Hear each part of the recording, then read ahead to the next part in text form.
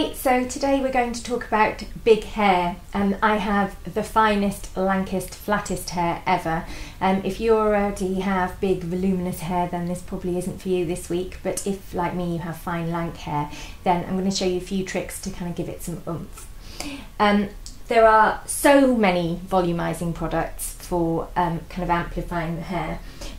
They are split into things like shampoos and conditioner, and the difference between these sorts of volumizing shampoos and conditioners and regular shampoos and conditioners is generally the conditioners will be less moisturizing and they'll be a lot lighter and finer, more weightless, so that when you dry your hair the conditioner doesn't kind of drag your hair down. You want your hair to be as light as possible, a bit like if you're making a cake or something, you want air in it to kind of make it rise.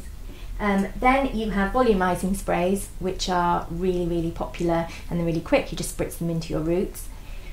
And then there is mousse, and mousse was really popular obviously in the 80s and 90s and is now considered a bit naff, but I still really believe that it's the best thing for giving your hair some volume, and my hairdresser agrees with me actually.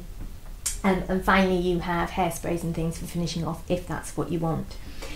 But the main thing I'm going to show you is a new tool that all my friends and I have discovered, which is a Babyliss Big Hair.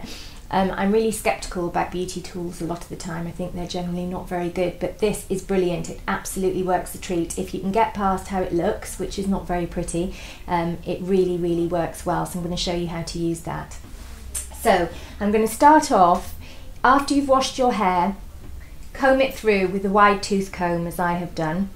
A brush will make it frizz, and I tend to comb it all forward so it's kind of upside down and then put my towel on while I do my makeup, and that just kind of starts the process of lifting the roots.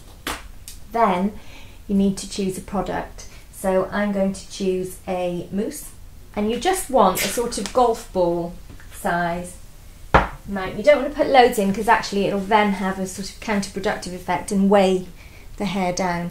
So if you just rub it through your palms and then through your roots, don't bother with the ends, it will just make them sticky and separate. You just want it through the roots. Comb my fringe back down.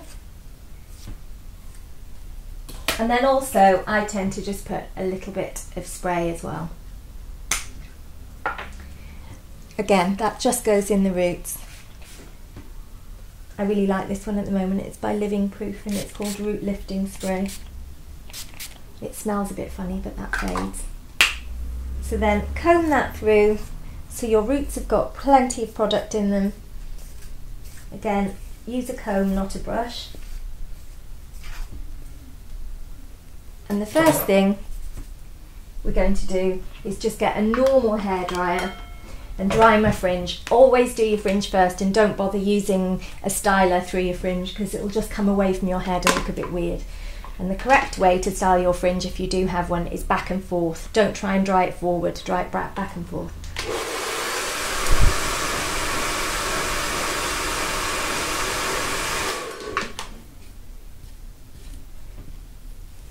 And when you've dried your fringe, which you should always do first, then tip your head forward and brush it forward and just blast the roots for about 30 seconds.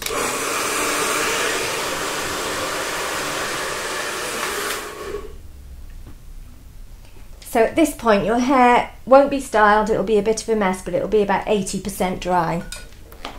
There's no point trying to dry a full head of hair with a tool like the Babyliss Big Hair, you'll just be there all day. Okay, so this is it. Ugly looking thing, I know.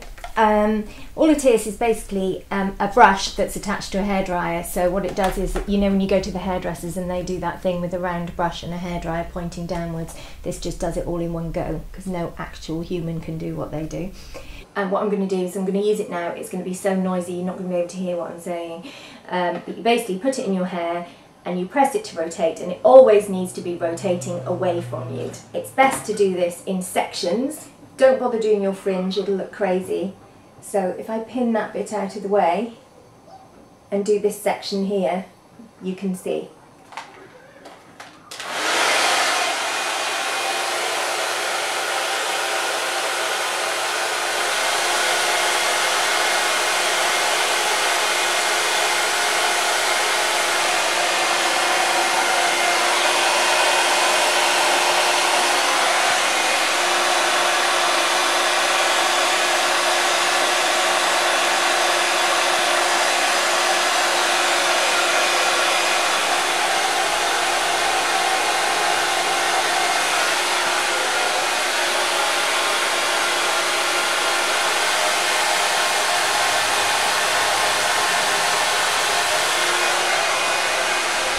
So when you've finished with your styling tool and you've done your whole hair, as I have, just leave it to cool for a few seconds in the roots, because if you start messing with it when it's still warm, you'll just take away everything you've done.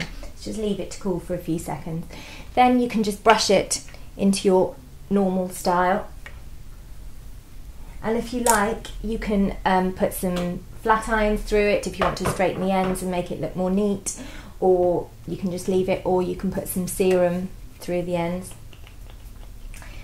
to just kind of smooth down the ends, smooth any flyaways.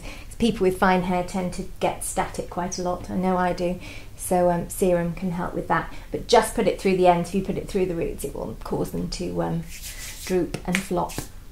And then if you like, you can finish with a bit of hairspray. Entirely your call. I love hairspray myself.